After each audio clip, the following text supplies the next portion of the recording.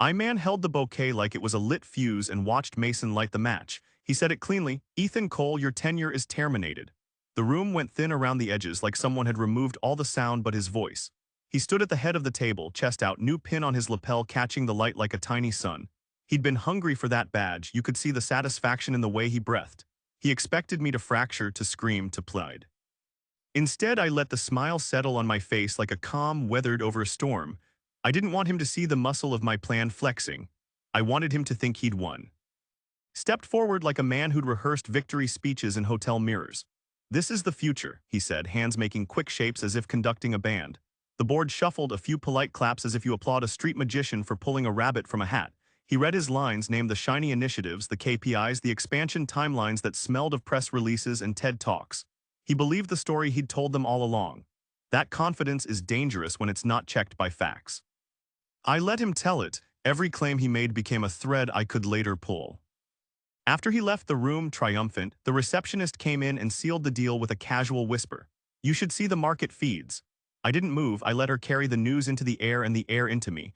The screens lit across the floor, terse headlines from outlets that chewed on executives like him and spat small, brutal truths. Questionable accounting practices, aggressive leverage questioned, insiders doubt due diligence. Anonymous tips, precise financial breakdowns, interviews with people who used to be on his goodwill payroll but now had reasons to talk. The web he'd woven started to show the gaps I'd cataloged months ago. He de-built a house of cards using other people's trust. A house like that catches the first gust and goes. They brought him back because ego doesn't let a man sit with his defeat alone. He came to my office like a man hoping for a truce or for confirmation that he'd been undermined by some phantom enemy. "Was it you?" he asked, voice brittle. He wanted the confession, the theatrical reveal. He wanted to measure the size of his wound by how loudly I admitted to causing it. I set the bouquet down and watched petals fall in a slow, careless rain. "Maybe," I said. The single syllable stuck in the room like an accusation and a promise. He tried to bait me into a fight because chaos had been his first weapon. I gave him calm instead. "You should know I'd been working the edges for months, not just watching. I'd built relationships with the people who actually move money, the sorts who don't care for glossy decks but do care for cash flow and covenants. I spent mornings over stale coffee with trustees, evenings dining with partners who had veto power whispered like a last cigarette. I showed them numbers they could not argue with, projections cleaned until the dirt showed up like bruises. I didn't point fingers, I laid out facts, the sort of arithmetic that dissolves charm into chunks. They began to ask quiet questions. They began to edge away from the brightness Mason kept selling. When the narrative shifted in those feeds, the directors didn't need a speech. They withdrew. It's a slow death in a company, not sudden, not dramatic, but a series of small refusals, a missed meeting, a delayed signature, a cold answer to a warm proposal. The oxygen leaves in soft increments until the lungs stop working. Mason tried to scramble. He sent impassioned emails, called old friends, promised restructuring and redemption. None of it stuck. The truth travels slower than lies, but it packs a different kind of weight. The board called a vote not because they wanted to, but because they'd been shown the math that Mason had ignored. They escorted him out with the same efficiency they used to celebrate him. No mallet, no gavel, just a quiet pulling of strings until the puppet had nothing left to move. He left with his chest tight like a man who'd swallowed a pebble. I didn't watch him go. I watched the doorway instead, the plain place where people leave when their names no longer matter on plaques. I felt the odd relief of someone who'd climbed off a stage and found the dressing room unlocked. They called me after, the big holders, the ones who prefer direct lines and blunt assessments. "We need you," they said. I listened. I gave counsel the way a surgeon hands a scalpel, precise, careful, honest. Mason thought ending me was a victory. All he did was push a switch that turned out the lights on his own illusions. I-Man walked out of that closed-door session feeling oddly light, like someone had taken the weight off my shoulders and left me with a pocket full of truth instead. The room had been small, windowless, the kind of place where people speak softer because louder makes things worse. Around the table sat the usual faces, hold and quiet investors, a few private partners whose names don't make the papers but move the money, and a couple of lawyers with their pens in constant motion. They had come to hear options. I came out with evidence. I had stacks of documents, recorded phone notes, emails that showed a timeline Mason never expected anyone to see. I didn't gloat. I folded the papers into a neat pile and put them into my briefcase like I was carrying a child home from the hospital. 4 days earlier, when Mason was still polishing his press quotes and adding flashy bullet points to slide decks, I'd spent the morning going over numbers with a partner who used to run due diligence for a major fund. He tapped a spreadsheet so many times I thought his pen might wear down. This doesn't hold up under stress, he said, not unkindly. He knew the game, how ambition dresses up as inevitability and makes people buy into fantasy. I let him walk through the holes with me point by point. We found commitments that were promises on napkins, revenue forecasts tied to contracts that didn't actually exist, and off-book liabilities tucked into subsidiaries no one bothered to look into. It wasn't a scandal so much as sloppy arrogance. But arrogance kills companies just as surely as theft. That afternoon, I met with another player, a private partner who'd been quiet for years and only surfaced when a move required real capital. He sipped his coffee and watched me.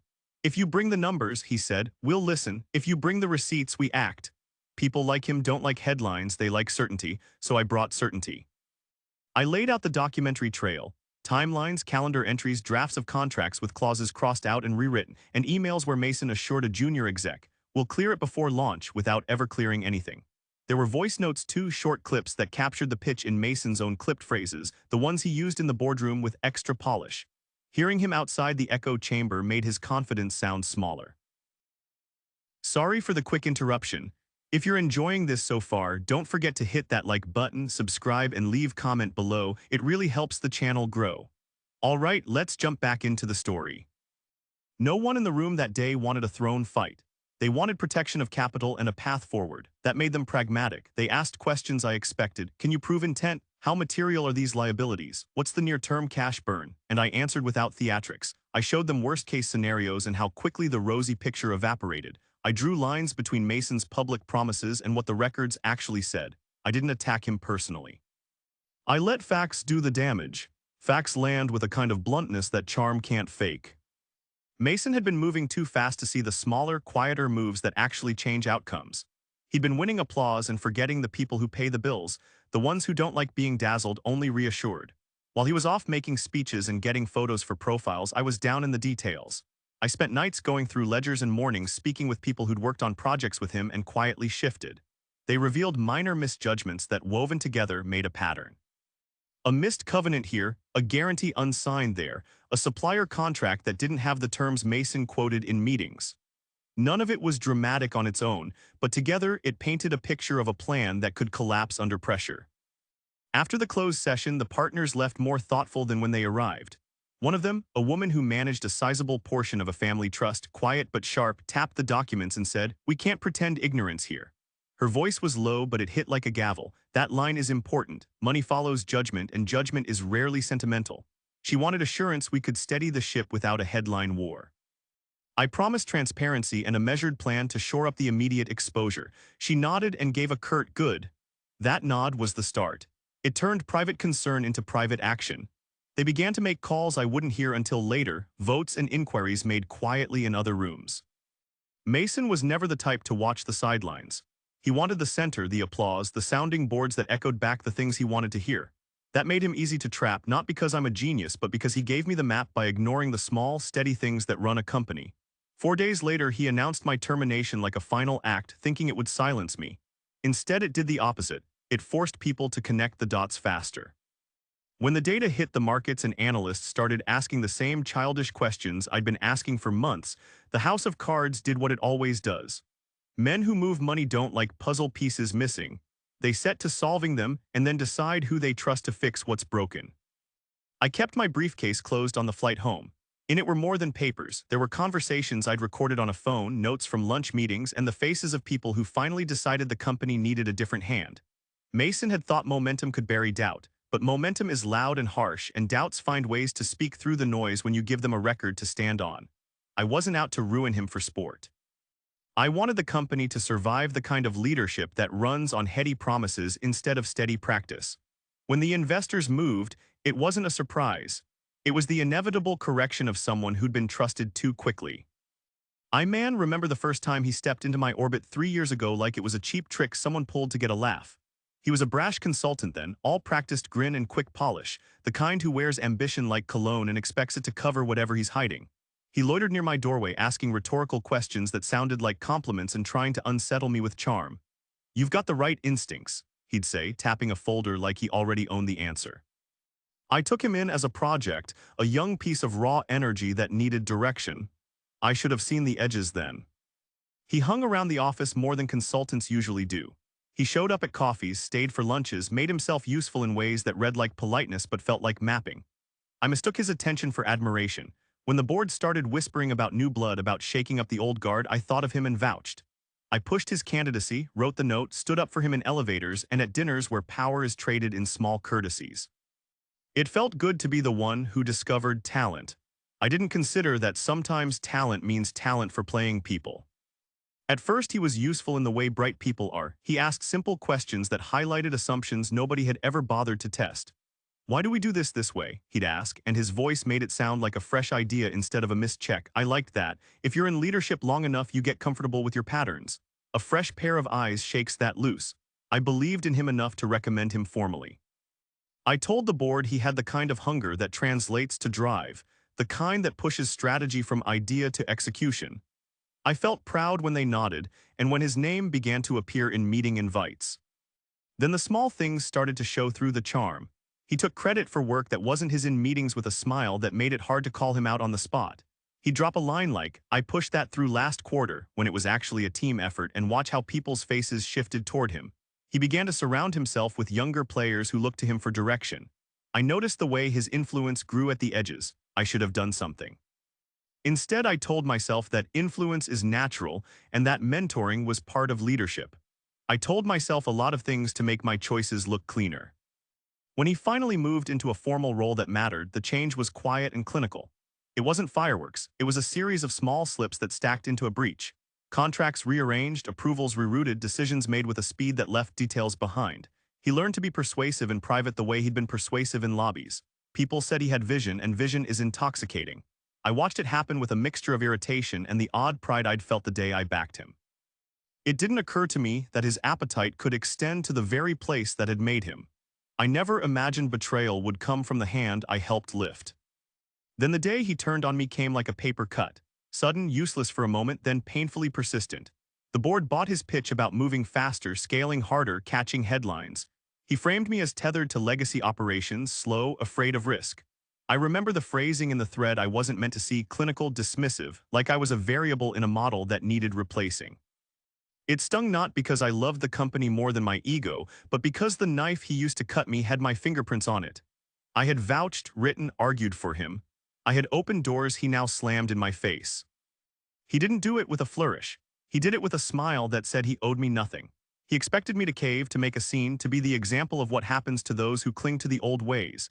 Instead, I folded the hurt away and began counting the cost of his moves. I collected anomalies like coins in a jar, small items that together buy a different story. I began to watch the ledger instead of the speeches, to follow contracts instead of press releases. The betrayal was raw, sure, but what made it worse was the sense that I'd been a blind sculptor carving a face for a mask. When I finally acted, it wasn't about vengeance. It was about correction. I used the same deliberate patience I'd always admired in good leaders: gather facts, quiet conversations, align people who hold real power. He thought haste would win. His haste made him sloppy. In the end, his strength, his hunger for applause and easy momentum became his undoing. I had helped shape him, and that part of me still aches. But I also know this. You take a risk when you mentor someone, and sometimes the risk is that they use your generosity as fuel. The smart move isn't to pretend it didn't hurt, it's to let the ledger speak and to change the record for the company I still care about. I noticed the first cracks like you notice a hairline in a favorite mug, small, easy to ignore until it runs. The excluded invite came first, a quarterly strategy meeting I'd always been on, my name simply missing from the calendar. I asked the assistant, the one who used to pin my memos to the corkboard, and she looked at me with that low-key look people use when they don't want to lie. "He wanted a smaller group," she said, voice careful. It felt petty until the next thing happened. A vendor contract that normally needed my signature arrived stamped and filed, a quiet administrative bypass that read like a line drawn under my authority. After that, conversations shifted in the halls. Young execs I'd mentored started saying, "Mason S. taking the lead," as if it were new news.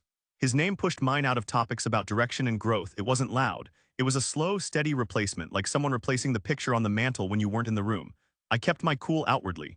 Inside, I tracked details and dates like someone peeling layers off an onion. Every small omission and reroute became a data point. You can forgive a man for ambition. You can't forgive him for erasing you from the history he's standing on. Then I found the internal note. It was one of those messages you stumble across because you opened the wrong thread at the wrong time. It read clinical and sharp. Coal is tied to legacy operations. Phase out recommended. The words treated me like a budget line, a cost center to be optimized away. It wasn't meant for me. That made the sting stranger. You don't get betrayed in private by someone who says it to your face. You get betrayed when they talk about you as a statistic in rooms you're not invited to. I folded the message into my briefcase without noise and walked back to my office like I walk past a hornet's nest, careful, calculating, patient. Anger didn't come first. I felt something colder, resolve. I knew that a raw outburst would feed his narrative of me as the old guard, loud and clinging. I had to be smarter, so I began to gather threads. I revisited contracts not with a glance but with a slow, critical read. I pulled audit trails, email chains, meeting minutes. I made lists of promises Mason had made publicly and compared them with the private promises buried in departmental notes. I called people I trusted, the CFO, labeled in my head as steady, the operations head, a woman whose patience is a kind of steel, and a few quiet investors who move with small, decisive hands. I didn't say much on those calls. I asked questions and listened for the small sounds that mean things are off, hesitation, a cough, a we'll look into it. It surprised me how many little holes we found. There was a supplier agreement that listed projected volumes Mason had quoted, but that the supplier hadn't committed to. There were loan covenants reported as compliant in glossy slides but not signed off in bank records. One junior exec, his role was project manager, admitted on a cautious call that a promised pilot market launch had been delayed because a key integration had never been built. We were told the tech was ready, she said quietly, but we never saw the sandbox. Those were the moments I wrote down, like tallying up the pieces of a broken mirror. I started weaving those fragments into a timeline. It wasn't revenge, it was duty. The company had shareholders who trusted their capital would be used responsibly. I owed them clarity. I owed the employees who showed up every day something steadier than bluster. So I organized a small briefing pack, not theatrical, just clinical, dates, signed commitments, counter-evidence where numbers didn't match, and the potential cash exposure under stress. I labeled everything and numbered it, because facts with no order are stories people can dismiss. While I gathered evidence, Mason kept performing. He spoke on panels, did interviews, acted like the future had already been bought. That was his weakness. The louder you shout about certainty, the easier it is to prove you're bluffing when the curtain parts. I let him keep up the act. I let him keep investing in appearances while I assembled the real case. It felt like walking two parallel tracks, one of charm and loud claims, one of quiet verification and steady questions. There's a patience required for this kind of work, the patience of someone who knows when to wait for gravity to do its thing. I watched him with a calm I'd earned over years of watching things fall apart and be put back together. I didn't want to destroy him more than I wanted to fix what he'd nearly broken. So I kept collecting, kept asking, and let each new fact press the same point. The company deserved better than high notes and thin margins disguised as strategy. When the pile was tall enough, it would speak louder than his speeches. I watched Mason sell a future made of fireworks and glass. His strategy smelled of speed. Big mergers, heavy leverage, rapid regional rollouts, all framed as inevitable growth. He talked about scale now, stability later, like that was a creed. I stood when he presented, clapped when appropriate, and let him have the stage. Publicly endorsing him kept the board calm and the press happy. Privately, I started a different project, one of quiet contradiction and careful accounting. He loved buzzwords and glossy slides. We can double revenue in 18 months, he'd say, voice smooth and sure. People respond to certainty. He matched bold projections with confident timelines and charm. I found myself watching the room, seeing how his claims landed. Investors leaned forward, junior execs nodded. The CEO badge on his lapel made statements feel like authority. That is the danger. Authority without proof becomes mythology, and mythology eats companies when the bills come due. So I looked for the proof he didn't show. I pulled revenue forecasts into my lap and started comparing them to contracts and invoices. Forecasts had assumptions that read like wishes. Market penetration rates borrowed from best-case competitor scenarios. Cost savings that depended on integrations never scheduled, revenue waterfalls tied to partners who hadn't signed final terms. I wrote margin notes in the margins, circled inconsistent figures, wrote verify in bold next to optimistic line items. The numbers didn't match the air of inevitability he sold. Then there were the liabilities he'd buried in footnotes or shuffled into smaller subsidiaries where most people wouldn't look twice. Off-balance sheet items, vendor credits, contingent liabilities penciled in as if they were negotiable ideas rather than obligations. A loan guarantee tucked into a regional subsidiary's files had been quietly authorized by someone eager to please. It's part of the rollout, they'd say. But when I pulled the documents, The guarantees showed a potential claim that would blow a hole in the projected cash runway if certain contracts failed.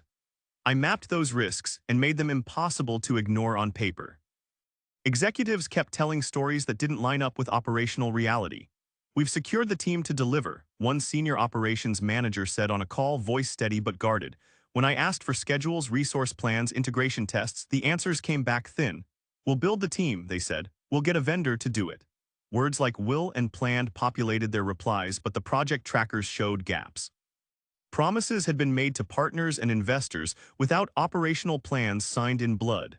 That gap between talk and action is where companies die slowly. I also found memos that read like PR drafts more than internal governance. Internal comms suggested milestones were met, while emails from the field told a different story, missed integrations, delayed shipments, and product features pushed out of launch scopes. I compiled those memos and notes into a timeline that showed a steady tempo of rushing announcements followed by soft, careful corrections. It's a pattern that looks deliberate when you lay it out. Create momentum with announcements, lean on excitement to cover delays, and hope no one does the work to match the rhetoric. When I met with the finance partners, I didn't shout. I showed them the annotated models, the signed but conditional contracts, the memos that contradicted public statements. Their questions were precise. What's the worst-case liquidity scenario? Where are covenants at risk? Which assumptions are single points of failure? I answered with numbers and with the timeline that tracked his showmanship. They began to see the difference between creative accounting for a story and responsible accounting for a business. Mason kept selling the future while I kept gathering the proof of its fragility. He thought momentum and noise would drown scrutiny. Instead, the noise made the inconsistencies louder, easier to spot. I wasn't trying to make him fail out of spite. I wanted the company to be cared for the way it deserved. The facts I assembled weren't a witch hunt, they were a mirror. When investors and directors saw the mirror, they had to decide whether to keep applauding the showman or to ask for a plan that matched the promises. That choice is what ended up deciding everything. I man-booked the Harborview Inn suite because it's quiet and people who move money like quiet rooms more than flashy boardrooms. I invited a small group, a couple of shareholders, major investors, a private partner who likes to cut to the point, and one trustee who manages a multi-generation family fund. They arrived with small, careful smiles and the kind of attention that means business rather than headlines. I had their time for an hour before markets woke up and news feeds could spin another story. That hour was enough if I stayed clear and factual. I laid the figures out on the table like a surgeon arranging instruments, clean, precise, and in order. I didn't fluff numbers or wrap them in earnest speeches. "Here are the revenue forecasts Mason presented," I said, pushing the first sheet forward. "Here are the actual signed contracts that support those numbers." I watched fingers touch paper, watched eyes move across columns the way people read a map. Some of what I showed was messy only to those who had bought the idea of speed without checking details. Projected partner commitments with dates that never existed, revenue waterfalls depending on markets where we had no support teams, and cost savings that assumed integrations done by teams we hadn't hired yet. Each mismatch tightened the room. They listened without interrupting because this isn't theater. These people have heard every pitch and seen every kind of optimism. "What's your downside scenario?" one of the investors asked, a man who keeps his watch on the inside of his wrist and speaks in numbers. I laid out a stress case. Revenue sliding 2 quarters behind plan, credit covenants tightening as debt came due, and a potential claim on a subsidiary guarantee that could eat a chunk of our runway. I showed how quickly cash could burn and how fragile some of Mason's assumptions were when pulled apart. He didn't look angry. He looked like a man experiencing disappointment in arithmetic. I moved next to liabilities. "These items were footnotes in a deck," I said, tapping a highlighted section. "But in legal terms, they're exposure, they're real." I passed the legal memos across the table, guarantees, contingent liabilities, and vendor agreements with conditional clauses. One of the partners flipped through the pages, murmuring they tucked a guarantee into a regional arm without board sign-off. It was the kind of quiet recognition that makes people set down their coffee slowly and think about their letters of intent. One trustee, a woman whose family has owned property through wars and downturns, folded her hands and asked, "Can we trust the people running this?" Her question wasn't personal against me or Mason. It was about stewardship. She wanted to know if the people in charge would protect the capital in bad times, not just sing about returns in good times. I answered with specifics about governance gaps I'd found and the steps we could take immediately to shore things up. Strengthen covenant oversight, require operational sign-offs for claims, and pause further mergers until integrations proved viable. Can you act fast enough? She asked. I didn't promise magic. I promised a plan and transparency. I could feel the tension in the air like a held note. No one there wanted crisis. No one wanted spectacle. They wanted assurance. I didn't need to scream or point fingers. Instead, I asked one pointed question. Would you entrust your capital to this trajectory? It was simple, direct, and hard to answer because it forced people to choose between liking a story and protecting assets. The room's silence came first, long enough to taste. Then one investor sighed, and another asked a follow-up about covenant terms, which turned the silence into practical conversation. They began to talk in the language I'd aimed for: numbers, legal terms, governance. The trustee asked about interim monitoring. The private partner wanted a tighter approval framework for new deals. The major investor asked me if I had people who could step in and manage an interim plan while we sorted leadership. I answered each with names and timelines and small, immediate steps we could take. It wasn't dramatic. It was realistic, and it changed the tone from worry to action. When the meeting ended, they didn't stand and applaud. They gathered their papers slowly, looked at me once more, and left with purposeful steps to take. I watched them go down the stairs and back into their lives that keep money moving quietly. That night, those calls began to happen elsewhere: emails, private board inquiries, and a few late-night calls to people who could influence votes. My breakfast at the Harborview Inn had done its job, not by spectacle, but by turning concern into precise questions and forcing the people who pull strings to decide what they valued most: a headline or stewardship. Their choice, quiet and deliberate, became the momentum that unmade his momentum. Man walked into the office that morning ready for whatever he'd throw at me, and he threw dismissal like a gauntlet. Mason stood at the head of the room, voice steady, the new CEO doing what new CEOs do: declare tidy endings. Ethan Cole, your tenure is terminated, he said, and placed the bouquet on my desk like a punctuation mark. He thought the chapter closed. He smiled the smile of a man who believes applause ends stories. He wanted a scene, so he tried to make one. We need fresh blood, he added, hands open like an offering. He expected me to rise, to protest, to beg in some dramatic way. Instead, I folded my hands and smiled small because anger would be theater and I didn't want to give him that. Understood, I said quietly, and the words skimmed the room like a stone over glass. I put the bouquet down without pulling at its stems. Minutes after he left, the receptionist burst in. She's the one who keeps the building running and knows when a mood changes. Her face was white and urgent. You need to see this, she said before she closed the door behind her like a worried neighbor stepping into a house on fire. Then the screens around the floor lit up in a way they rarely do. Live feeds, banners, analysts, and quick dossier pieces that read like clubs wrapped in velvet. Someone had fed them the paper trail I'd handed to a small group, and now strangers with facts were talking in public. Headlines scrolled simple and sharp. Leadership questions after accounting flags, growth plan under scrutiny, analysts see covenant risk.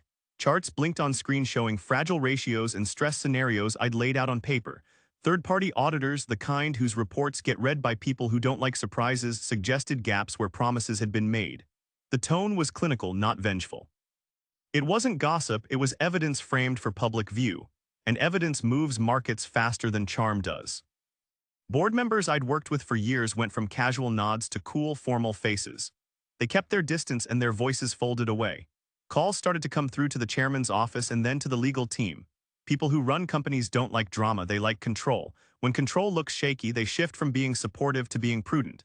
By late morning, their questions were no longer casual, they were pointed and procedural, the kind that asked for documents and immediacy. Mason tried to fight back. He sent long, breathless emails about restructuring and remediation. He phoned old allies with promises and phone calls full of clumsy bravado. We'll patch it, he told anyone who would listen. He tried to frame the leaks as sabotage. He leaned hard on narrative and hope. But hope doesn't pay creditors or cover a missed covenant. The documents and the numbers were public now, and when investors see risk in black and white, they act before feeling. By midday, the air in the boardroom changed. Lawyers quietly shut laptops and asked to see files. The directors voted to convene an emergency session. That's the moment momentum can flip, when people who have been listening switch to acting. Votes moved quick because no one wanted to be the last person standing on a stage where the scenery was burning. People make choices in those moments that save capital or bury reputations. They chose to step back from the plan Mason had sold. They escorted him out that evening with a calm that made the scene feel worse than a shouting match would have. His access badges were taken, and security walked him down the same halls where he once strode with swagger. I didn't watch him go. I watched my desk and the bouquet, petals already softening under the fluorescent lights. Someone on the floor muttered, "I didn't expect it to be this fast," and the words tasted like relief and regret mixed together. After he left, the calls started landing at my number. The major holders wanted briefings. The private partners wanted immediate oversight plans. They asked for steady hands and honest assessments.